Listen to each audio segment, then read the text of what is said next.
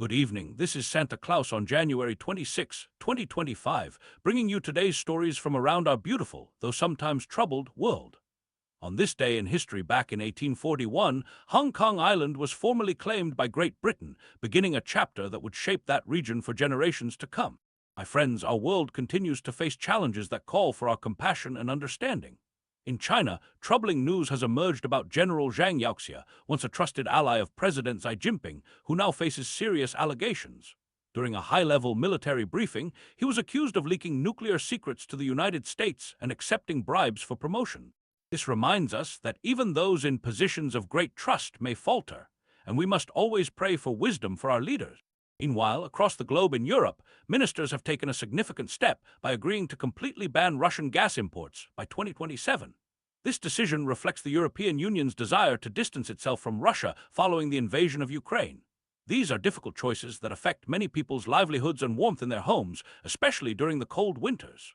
May we remember those who might struggle with energy costs as these changes unfold. Now, turning our gaze to trade relations, there's promising news between India and the European Union. India plans to reduce tariffs on imported European cars from as high as 110% down to 40%, which could open doors for greater cooperation. This mother of all deals, as some are calling it, may help both regions prosper through fairer exchange of goods. In a similar spirit, Canada's Prime Minister Mark Carney appears to be reaching out to India as well, with a likely visit in early March to discuss uranium, energy, minerals, and artificial intelligence. Let us pause for a moment and reflect on Ukraine, where over 1,300 apartment buildings in Kyiv remain without heating following a Russian missile attack.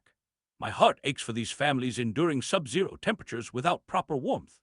This is a time when we must remember that behind every statistic are real children, mothers, fathers, and grandparents who deserve our prayers and support. In Iran, we see how economic pressures continue to mount as the country sells more oil but earns less money due to global price declines and the challenges of operating under sanctions. These hardships have triggered protests among people who are simply seeking a better life for their families. Meanwhile, in Myanmar, the military-backed party has secured a majority of seats in their election, though many opposition groups did not participate. The junta chief has dismissed international criticism, claiming the people's vote is the recognition we need. We must remember that true leadership serves the people with humility and compassion. In Japan, Prime Minister Sani Takaichi, the country's first female premier, has seen her approval rating slip ahead of next month's national election.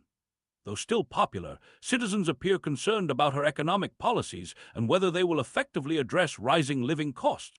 On a note of international maritime law, France has detained the Indian captain of an oil tanker suspected of operating under a false flag as part of what's called a shadow fleet that helps circumvent sanctions.